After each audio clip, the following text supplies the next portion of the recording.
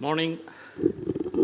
Well, first of all, I would like to thank AMEC organization for giving us the opportunity to share with you our ideas and lessons learned in the reputation of the banking industry.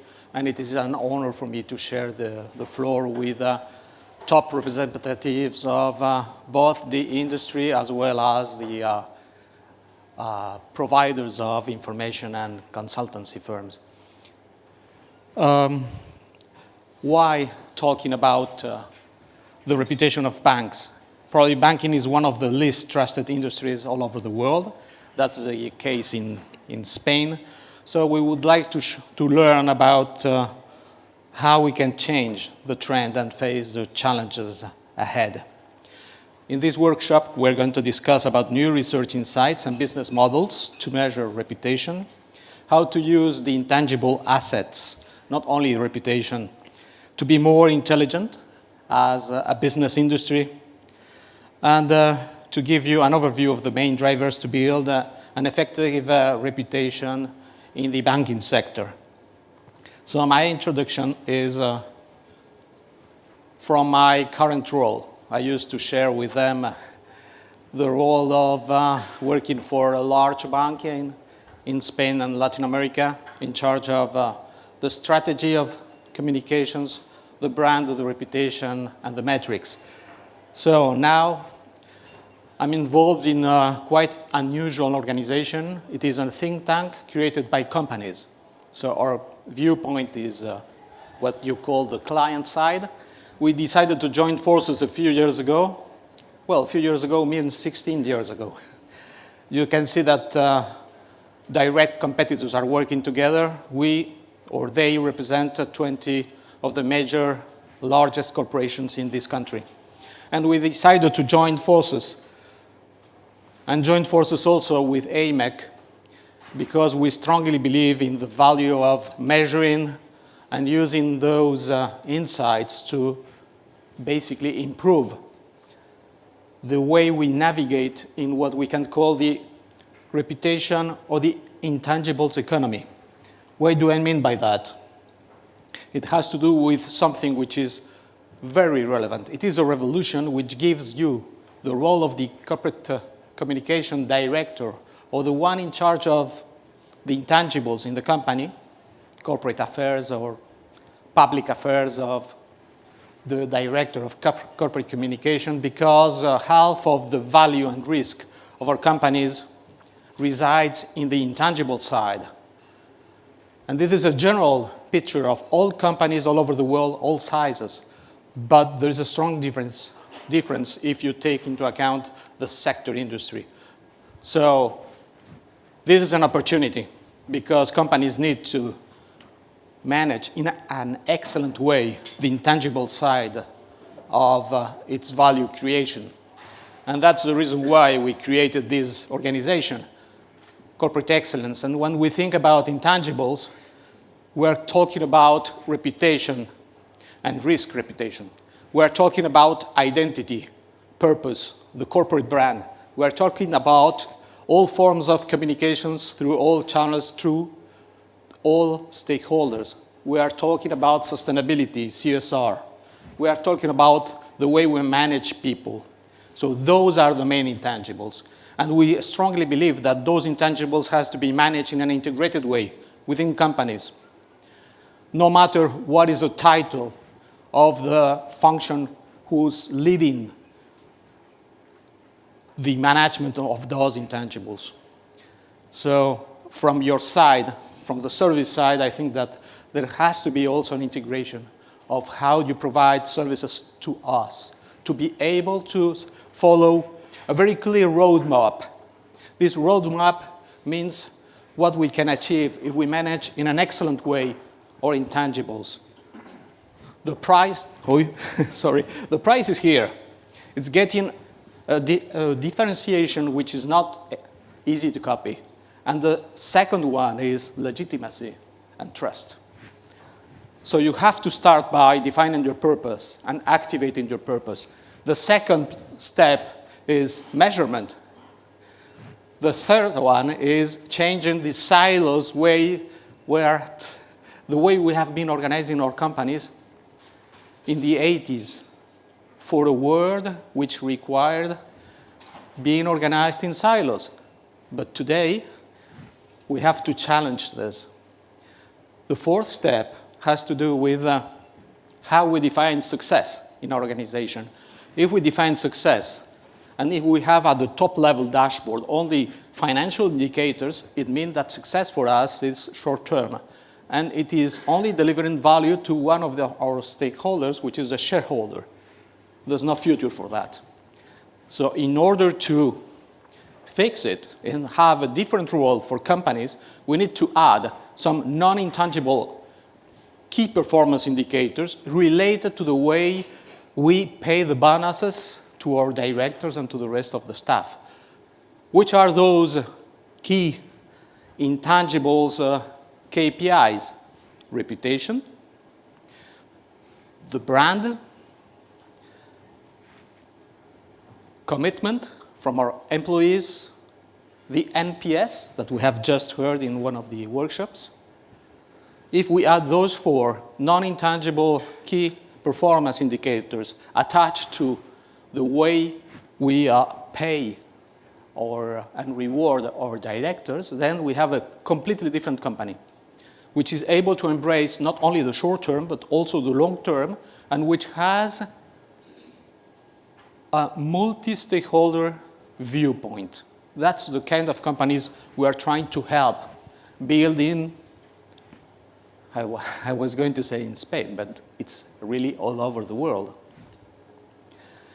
So what we have been doing is investing resources in demonstrating how we can, and we could express this using the AMEC framework, but I will do that in the next presentation because I have learned a lot.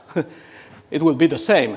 That's what we do, what we communicate, we influence perceptions, those perceptions change attitudes, and then those attitudes have a strong impact in behavior and in value creation.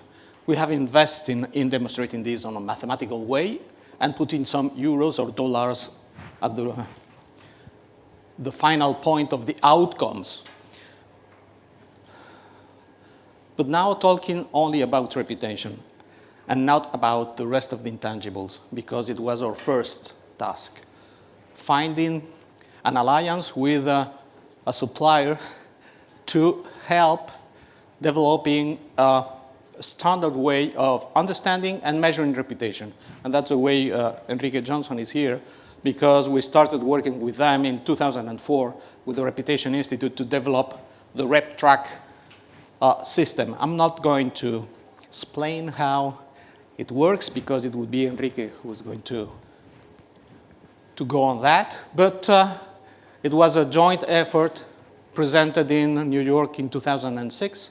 And now I think there are more than 400 companies all over the world using this methodology to measure the reputation. And because if you have seen in our think tank, there are 5 banks.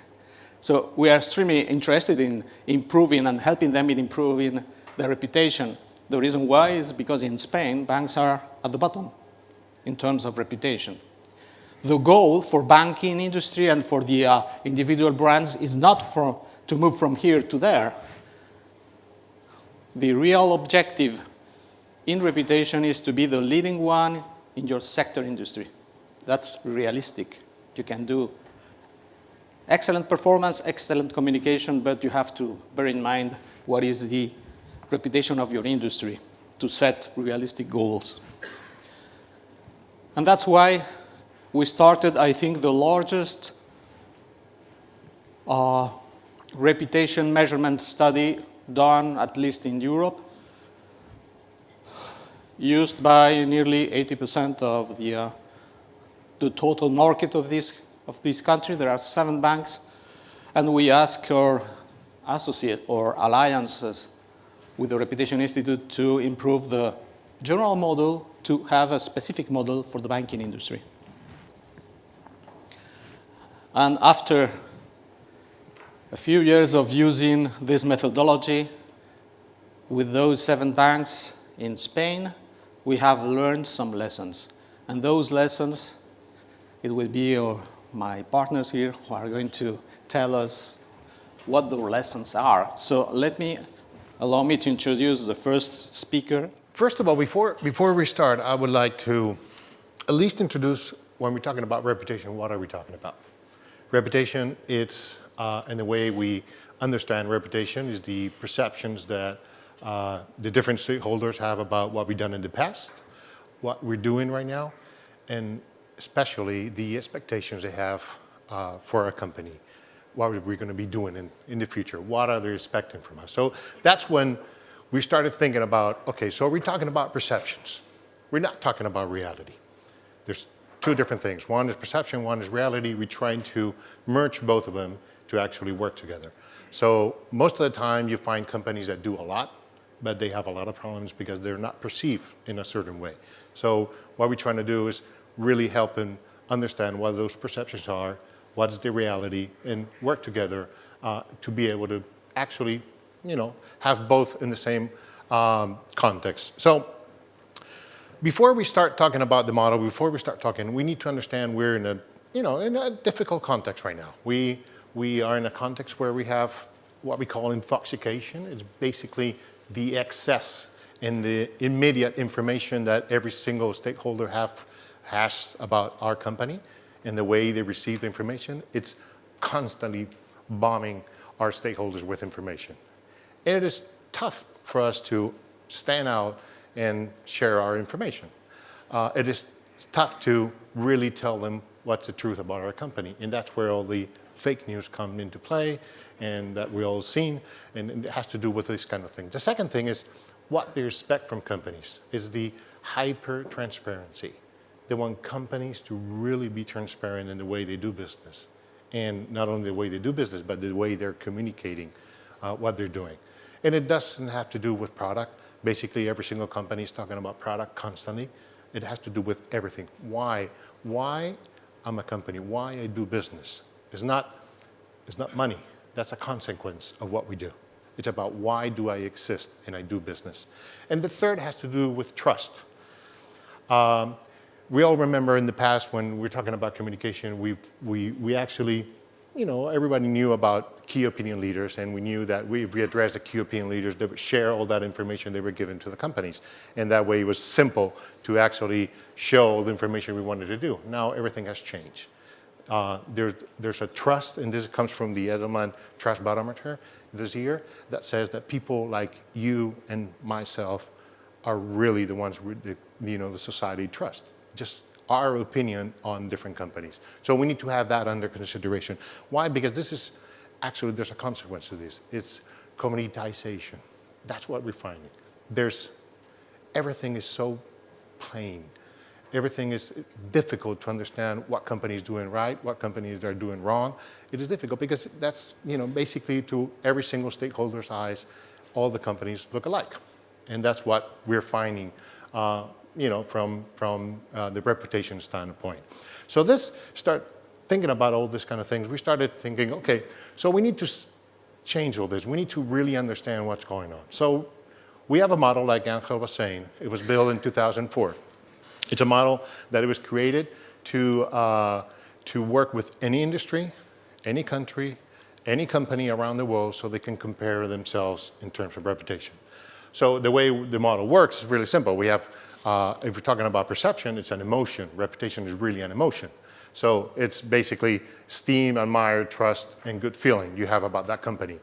In a scale from 0 to 100, it gives you, just a point. It gives you what, 50, 60 points, 70 points, whatever it is. So you can compare against other companies and against other industries, no matter what country you are in. But what we're trying to understand is, if that's the emotion, what is the rational perception about what you're doing that is building that emotion? So that's why we start understanding what the perception you have about product of that company, if it's a company that's innovative in the way they do business, if it's a good place to work, if it has ethics, integrity in the way they do business and the way they operate, if it's citizenship or is perceived as a citizenship company, meaning that it worries about good causes, has strong leaders, and is their performance in the market doing well. So all that makes us understand what are the rationale behind all that emotion. So when we start doing this, we understood that since the banking industry is in the bottom, and we wanted to understand, do we really want to compare ourselves to other banks around the world? Not really. We have a problem in Spain. So let's really get in depth to the problems we have. So we started doing, with the participation of 5 banks, we started doing in-depth interviews with the top management. We did focus group. And then from there, we started creating a model. So we came out with a long list of attributes that could be, answering all that questions. We did the factorial analysis and the regressions, so we can actually, sort it out which ones are the most important ones and how we can put them together. So what happened is it came out with a model that is fairly different on what the normal model is, okay? The normal model talks about questions that are more open to any type of company, and the other one talks about really specific questions on the industry. But not only that, this one has 7 dimensions, and the banking model has 8 dimensions. Why? Because, for example, in Spain, product and services are totally different. One thing is the product you receive from the bank, and the other thing is the service you receive from the bank. So it weighs a lot in the way you're perceived as a bank. So from there, we start, okay, so what are the insights that came out of this? The first thing is, as you can see, when we look at reputation from the banks, what we were talking before, they all look alike. I mean, there's not much difference. You have a bank that, it's fairly good reputed in Spain. You have another bank which is poorly reputed in Spain, but the rest are basically the same. And why is this? Why happens this kind of thing? The first thing is, how should I work with all this information that is behind to understand what are the insights? And that's what we do. We don't do measurement just for the sake of it. We do to actually come out with insights so it helps every single bank within this industry to improve their reputation. So the first thing is, we need to understand, and all the banks need to understand, that we are working in an industry that has a poor reputation. So it's an industry issue. The good thing is we are working with now 7 banks, not 5, that join in this effort. They have the syndicated tracker, and they get 80% of the information. It's the same for all of them. And then they have 20% that is specific for each bank. But they start solving issues that are not only their own issues, but the industry issues. So that's the first thing they're doing, and they're working on. How can I solve all this? And this is because it's an industry issue. The second is banks are used to communicate in a certain way. And it's let's call it old-fashioned way. New platform, and the way we communicate with our stakeholders is key. Using the social platforms for the bank, which is something new, and they're starting to do these kind of things, this is key for them to improve their reputation, because it's one-to-one communication, and that's what the stakeholders actually asking for. The third, really important, is back to basis. Banks have tend to come up with new product, with new offers that are very, very, very complicated. Nobody understands at all what's going on with the banks. It's just so difficult. So one of the things and this is the expectations they have, is please go back to basis. Yes, develop product, but back to basis. Make it simple. I want to have it simple. That's all I'm asking for. And the fourth and really important one, and I like to say this, what's not different, it's indifferent. Since we've seen it's an industry that is actually, pretty much alike, you need to stand out from the rest. If you start focus on what's really important, and what the stakeholders are saying is there are 2 dimensions that weigh a lot when you actually building reputation in the banking industry, which is ethics and citizenship. Making sure that you work with good causes and the way you operate is ethically. And that's all for me. Thank you so much. Well, first of all, I don't have the key of success for the recovery of reputation in the financial sector in Spain. I wish I had, I will be sharing just some ideas that might be useful in the topic. Actually, reputation in the financial sector is a kind of personal issue for me, not only because I've spent 80% of my professional career working for Spanish banks, but also my brother works in a bank, and my father and my mother used to work for a bank too, so it's kind of mafia family business. Oops. Yeah. No. So the first idea that I wanted to share is that the metrics and the measurements that we'll be making will have to do a lot with the approach of the project that we are developing. Those are extreme cases, but in the first historical event, we would be dealing with the statistics of chaos, destruction, and catastrophe. That would be, for example, the statistics of the First World War, while in the second, we would be dealing with the statistics of a milestone of collective success. As you probably know, in the First World War was the outcome of imperialistic ambitions of the European powers in the first part of the 20th century, regardless of the consequences for humankind. So 18 million people died and 23 million people were wounded, while in the second case, proud citizens of a city-state joined their efforts and made their best to create a masterpiece on human proportions. So I think it is our choice to decide where we want to go. The second idea about reputation in the banks is whether we have learned or not the lessons from the financial crisis of the last years. Apparently we have, because we have a common framework with the supervision of the European Central Bank for all the banks in the Eurozone. We have incorporated the reputational metrics in the reporting to the ECB. And we have risk prevention plans developed in all the banks. But at the same time, this reminded me a little bit of some of the institutions that were created after the First World War, like the League of Nations, with the purpose of promoting world peace and preventing war. Because, as we know, it didn't work very well. 20 years later, there was a bigger war with more people dying and more destruction. So I'm not saying that the framework of and the supervision of the ECB is not going to work, but I think not only we should care about what we shouldn't do, but also I think the banks in general would have to make the effort of deciding what we want to be in the future and how we want to present ourselves to society. And so I move on to the third idea, which is how we want to define a healthy relationship with our clients.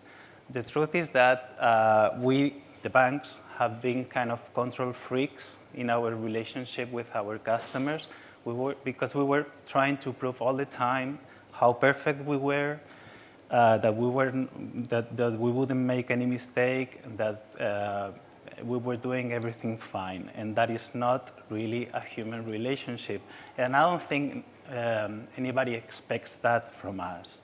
So I think a new relationship should be defined based on human values. Okay, we can bring progress together with the society, but the relationship should be based on trust, dialogue, and support. And if you see now, if you have a look at all these strategic plans of the banks, they are trying to incorporate these values in their objectives. And so it will be our task to define the metrics to check whether we are achieving that relationship with our customers or not. Okay, this is the serious slide. This is the model that we are using. We are happy with it. I think every corporation, every organization should develop its own model based on reasonable principles. We work on prevention and crisis management, then reputational enhancement, and the efficiency of intangibles, because our managers are really obsessed with efficiency. But what I think is really important is that we never forget how the customers talk about themselves, their illusions, and their expectations, because they will never be using a scientific language. They don't express themselves like that. So whether we choose those metrics or different ones, we should always be thinking about how the clients are perceiving the reality, their world, and their illusions.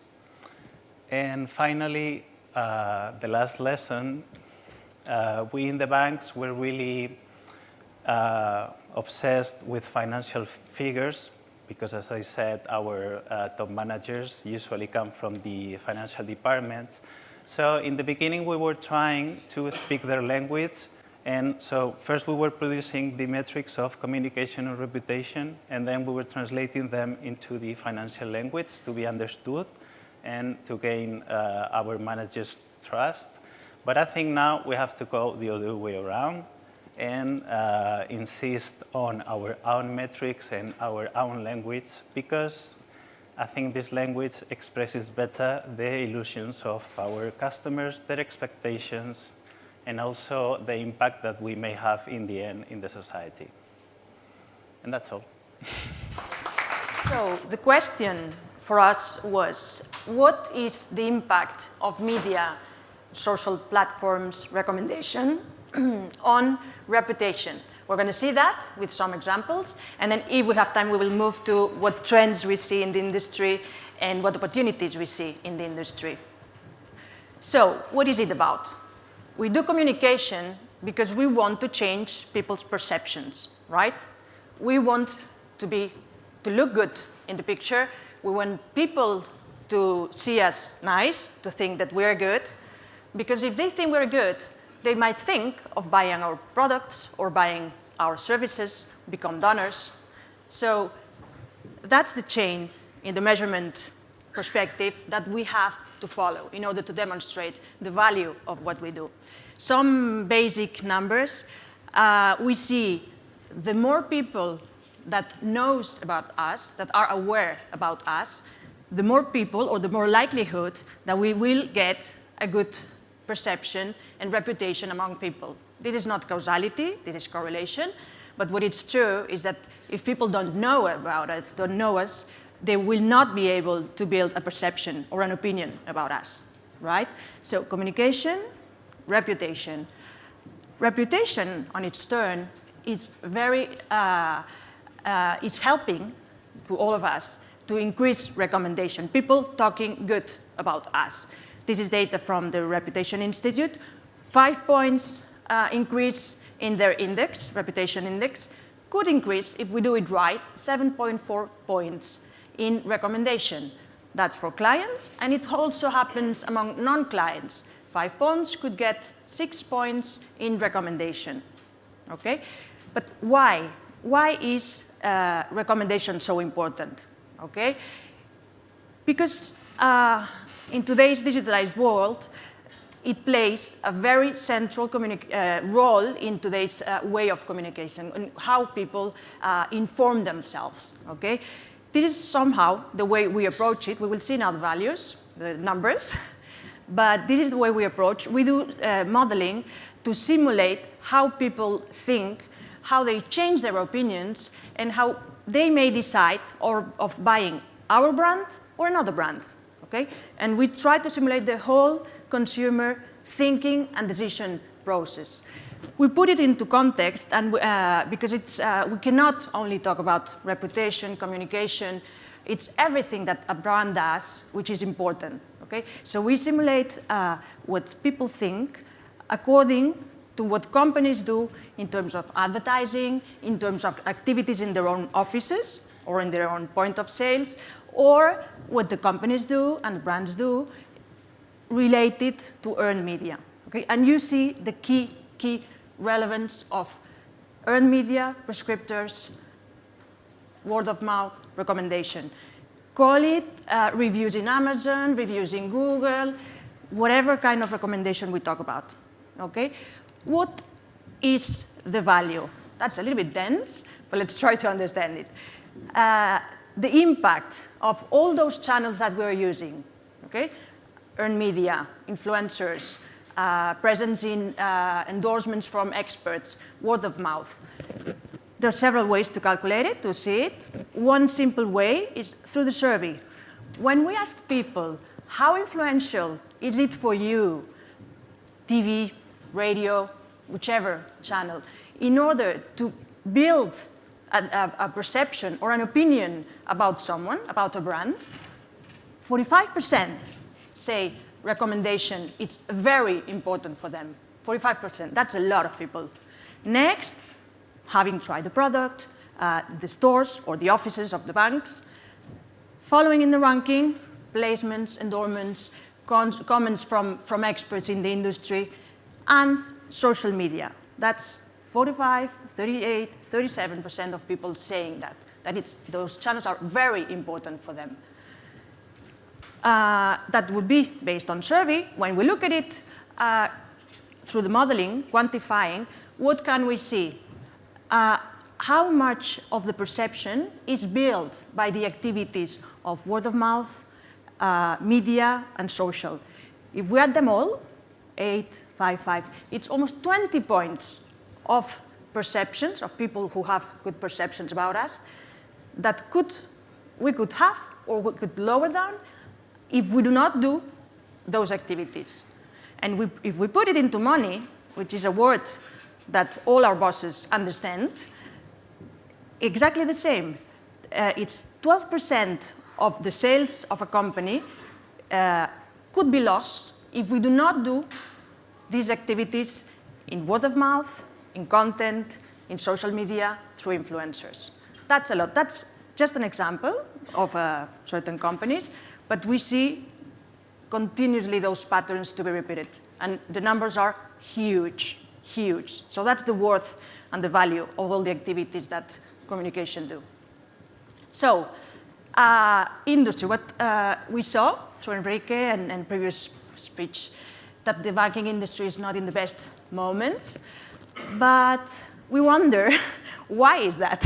There's many reasons, politically, corruption, whatever, crisis we have suffered, but there's still opportunities to turn it around. We have maybe more faith than other people have, but look, this in terms of who are we targeting in the banking industry.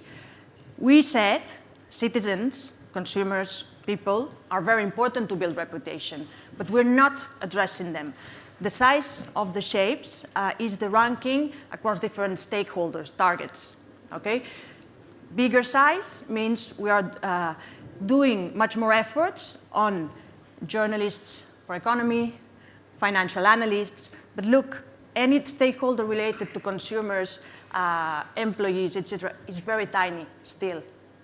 If they are so important, we should make an effort to reach them, to understand them and reach them.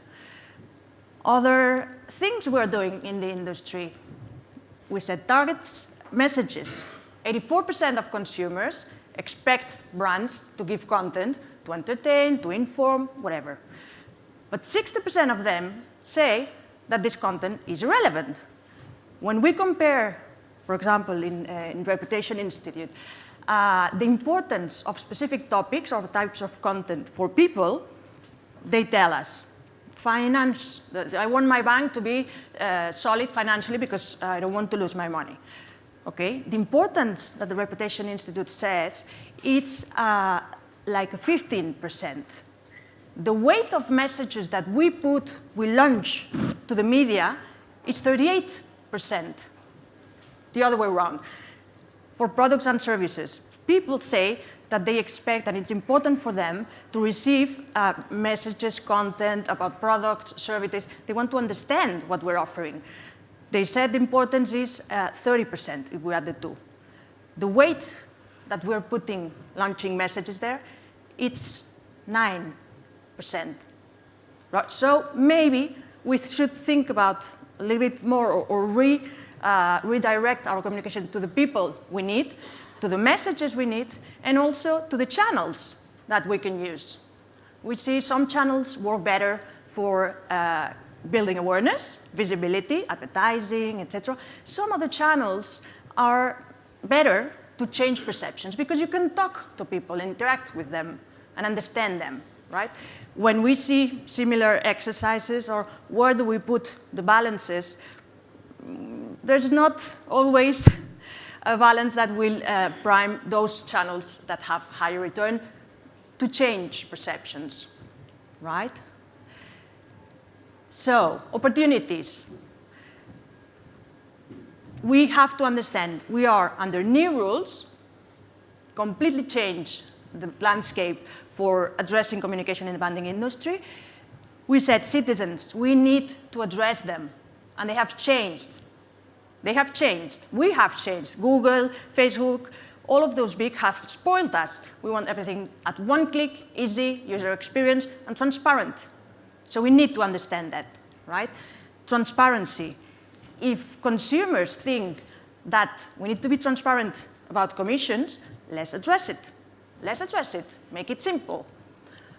Content and platforms. There's some work here, opportunities to reorganize as well a little bit. There's one bank that has, I think, 20 profiles that consumers, we could simplify a little bit, right? And mostly consider some channels that traditionally communication would say, no, this is from another department. For example, client service. That's the best information to understand what's working and what's not working with your own clients, right? More rules and opportunities. All the technology bloggers, if Shataka and Beta are talking about banks, we need to address them. There's more readers of technology bloggers than economic press, I think. So let's tackle them. Let's tackle them and not just focus on financial journalists, okay? We are allowing for answers, we need to manage them.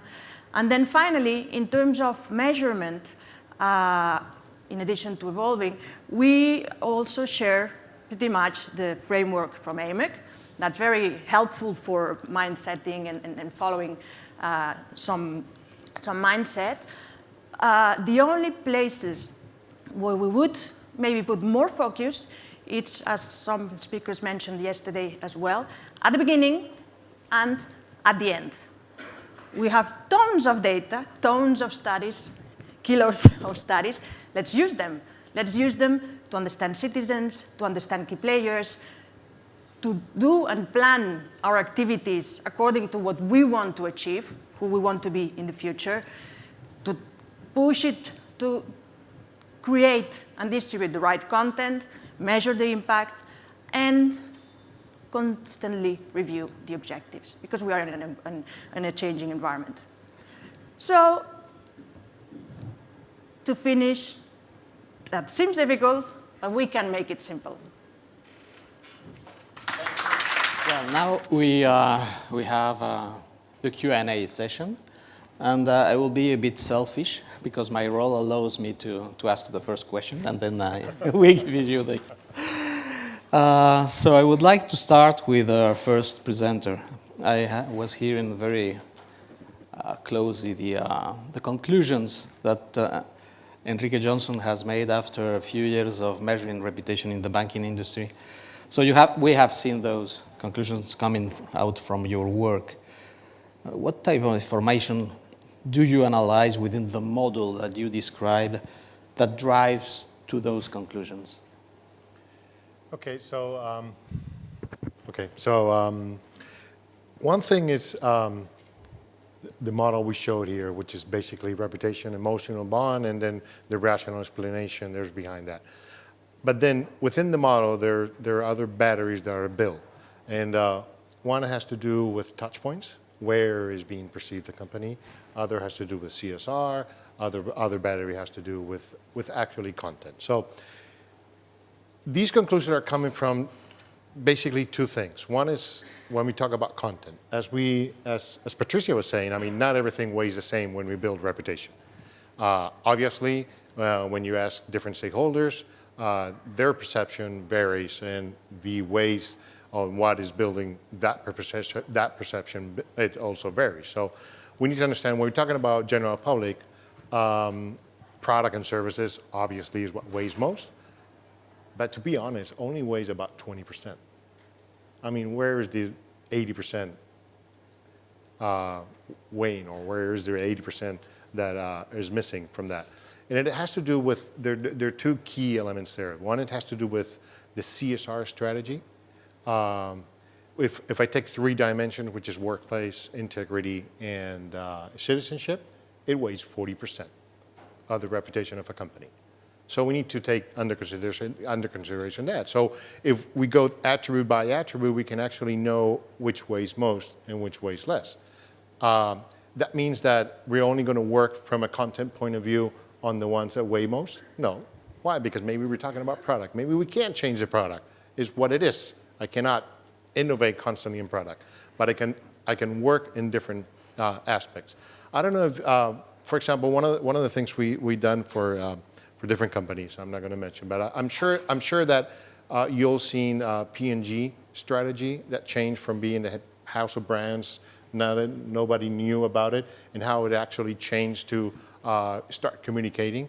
And they started with a campaign. It was called Thanks Mom, linked to the Olympics, where what they were talking about basically is citizenship, worrying about social aspects. They were worried about moms. So they started building from there, because it builds not only on product, because they show product, but also builds on citizenship. So it's a quite strategy on how to work different content to actually work that. And then the second part is touch points. Where am I receiving those type of communications?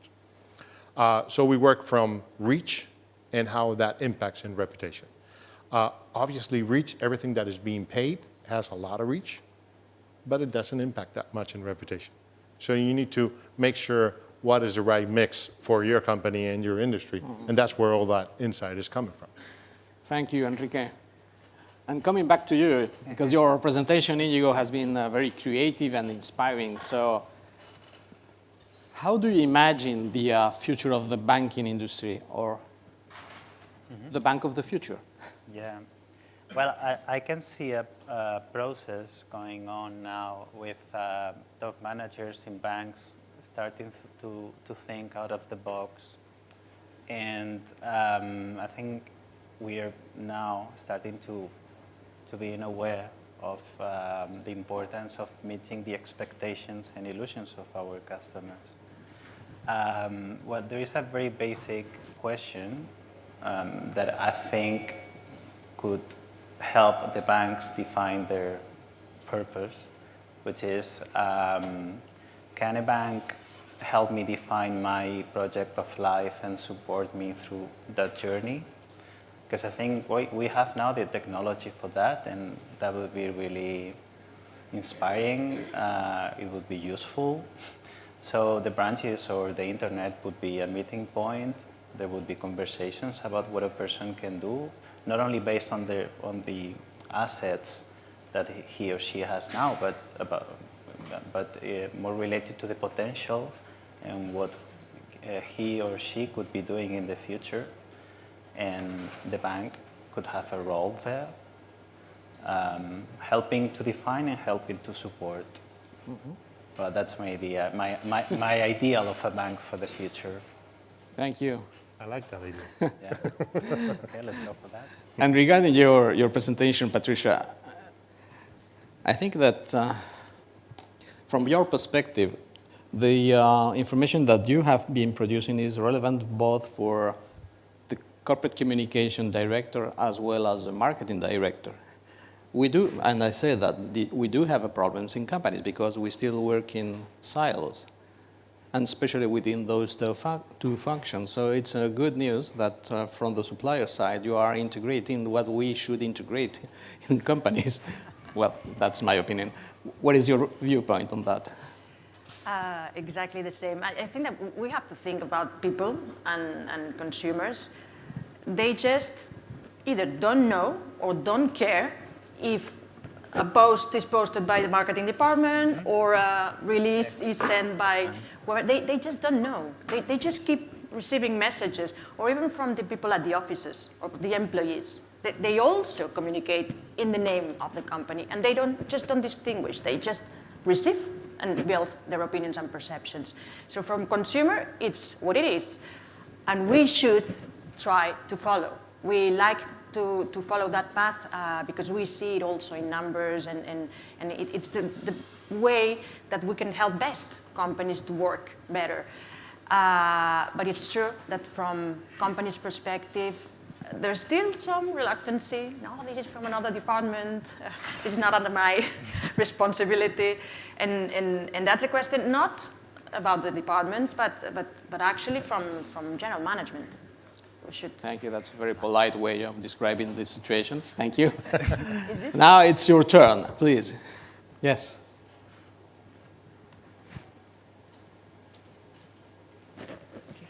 Good afternoon. My name is Deb Camden. I'm from the Communication Dividend in Australia. And you may be following what's happening in Australia with the Banking Royal Commission. Trust in banks is at its absolute lowest ever. I'm interested to know, with your very extensive methodology, how transferable do you think that is to another country? Is that a question? Yes, I think it's yours. Okay. It is very transferable. Yeah. In fact, we do have a model based on the same model we built in Spain. We moved that model to Mexico. We tested. We just, make little tricks here, change a little attributes here and there, but it's basically the same. I mean, it works the same because banking, worldwide, except for different examples, the rest is pretty much the same. So it works pretty much the same. I agree. We do have office in Australia, by the way. Yeah, people is people everywhere. Here we had huge problem when we had the crisis for many relationships, and we see banks that have been able to recover a little bit, and they've worked. Better communication, better commitment with their own clients, and they have been able to raise a little bit. And the techniques, this is what is transferable, and you can apply it to how people think in Australia, how people think in Asia, because it's based on their own perceptions and ways of deciding. Mm-hmm. And this is especially true regarding reputation, because reputation is like a universal rule. Everybody, regardless of the country, regardless of the industry, understands reputation exactly in the same way. And it is a very easy way, because reputation is that strong feeling of admiration, trust. And trust, admiration, which means good reputations, is directly related to behavior. So we understand anywhere exactly the same. Reputation is that.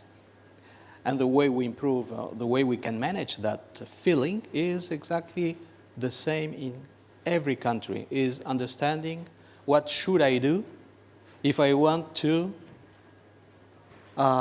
deserve your feeling of trust, admiration, and respect, because reputation is in your head. I cannot manage it directly. I can do what you expect from me to deserve the reputation that you are going to give me or retire me. Yeah, that's true. One thing about reputation is it doesn't belong to you. It belongs to the stakeholder. So that's why you can manage the rational side of it, but not the emotional. You do the rational to change that emotion. Another question? Over there. Robert ten Brink, Publistad. I'm curious about the impact of all the activities you undertook. So can you tell me something more about that? Did you see a change in reputation score? Did you see a change in the number of clients or something like something? I would like to hear something more about that. Yeah. Well, from my perspective, because we are using both metrics of Reputation Institute and of Acceso, we have seen changes in the reputational indexes once we activate different campaigns or different actions. The good thing about for example, the RepTrack model is that then you have about 30 different dimensions, and you have grades for each of them. So if, for example, you activate a campaign on financial education, for example, then you can measure whether it's moving your reputation in that specific field, and also what effect it has on the total index. Yeah, it's very useful. Actually, what we try to see when there is something going on is how it is dealt with, let's say, in the media or in the social media, and then also what impact it has on the perception of the stakeholders. So we use both approaches. Can you also give an example of just...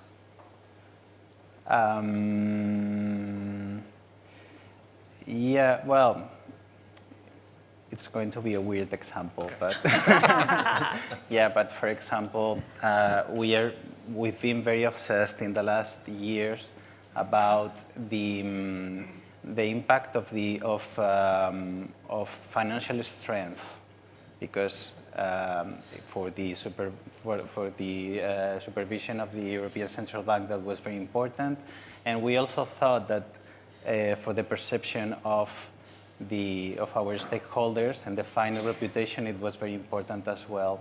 Well, what we proved was that it was important to have that field covered, but it was not helping us to increase our reputation. So up to a point, it was not effective at all on the final index. Actually, it could have the opposite effect.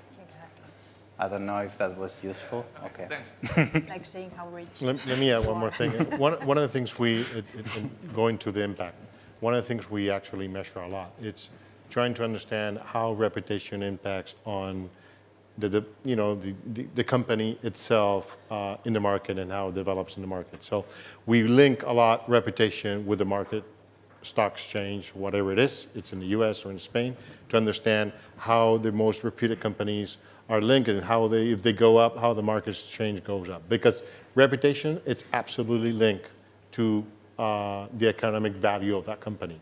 We've seen that over the years, for example, with the Volkswagen example that we all know, how as they dropped in reputation, they dropped the value of the company. Is it linked directly to sales? There's another factors that include in sales that are brand and their offers and stuff like that, but at the end it does. But directly linked, it's a value of the company. And coming back to your point, if I may, from our think tank, we have been investing resources together with another alliance. In this case, it is a boutique of mathematicians. And we have been able to demonstrate, taking one of the key indicators of reputation, which is what you call the pulse, which is the global reputation. We have been able to demonstrate that if you have a progress in this indicator, which is an index from 1 to 100, we have been the direct relationship increasing that number and direct relationship with market share and with, at least at the end of the day, with the outcomes, with money. And we have proven that relationship in the banking industry as well as in telecoms and in many others. So there is a direct relation between reputation and business, no doubt. Another question? Yes. Sorry. This is Javier Yanes from Mexico City. I work for Especialistas en Medios. My question is for Enrique. Do you say that you implement your model in Mexico? And I want to know which results do you obtain from there? As we were talking before, banking is pretty much similar worldwide. It works basically the same. It is true that within each country, there's certain specific issues that are impacted. In the case of Mexico, we work for BBVA Bancomer, we work for Banorte and for Banamex, and the conclusions are pretty much the same, except for one thing, that is transparency. It's much more important in Mexico than it is in the rest of the markets that we actually implement this. And it has to do also with everything that's happening in Mexico, and especially nowadays with the elections, you can actually see how that social and economic impact or is impacting the reputation of the companies as they drive through all those problems they're having right now. We have 1 minute left. So one question, please. Fast question. If not, I will take advantage of that minute, if you allow me. What I'm going to do is, can I have the very last slide?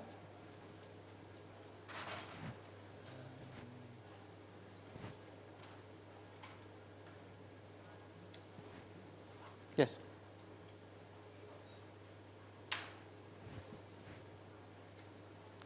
Your minute is going away.